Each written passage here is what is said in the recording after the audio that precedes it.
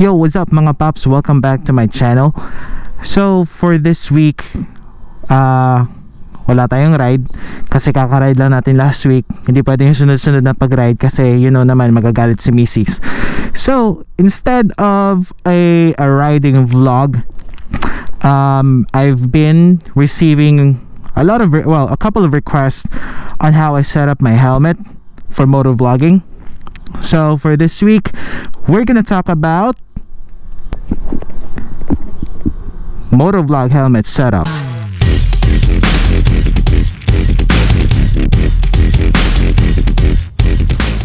Alright, so yun na nga mga papi. So for this episode, we're gonna talk about how I set up my helmet for motovlogging. I'm gonna talk about the camera that I use, the mount that I use, and the mic that I use.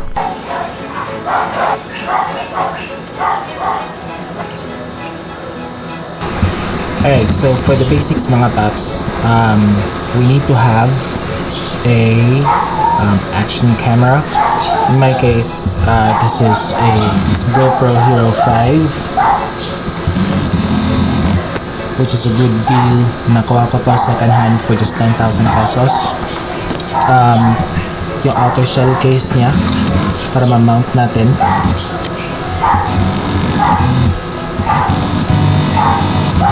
And para ma-mount natin, the screw, of course. So sa case naman ng GoPro Hero 5 pataas, kailangan nila ng microphone adapter. They cannot work straight away kapag lalagyan mo sila ng microphone. So kailangan mo umorder nito.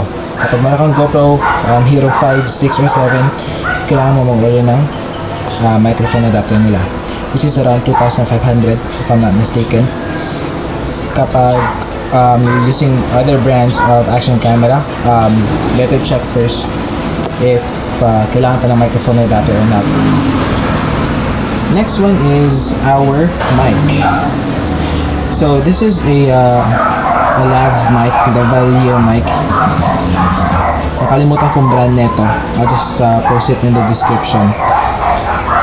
What's important is that dapat kung naka GoPro ka, tips para sa mga naka GoPro, you should be using a TRS na plug. So this is what a TRS looks like. Yung TRRS, yun yung tatlo yung itim na rings. So ito, dalawang ring na to, ito ang kailangan mo para mag-work sa GoPro. If bibili mo yung same na mic na gamit ko, this comes with the adapter na. Kung yung nabili mo is wala, you need to look for an adapter, a TRRS to TRS adapter.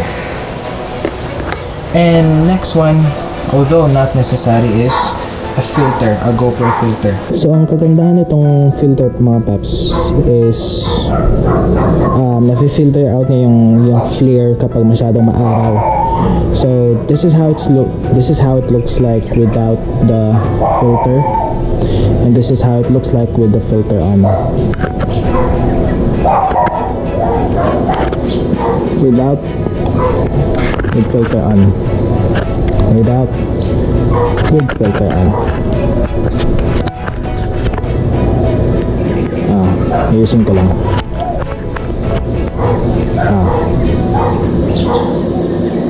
So that's with the filter on. And this is without the filter on. So that's gonna add a good difference sa video mo. Alright, so next one is helmet mount. So what I'm using here is a GRX universal chin mount.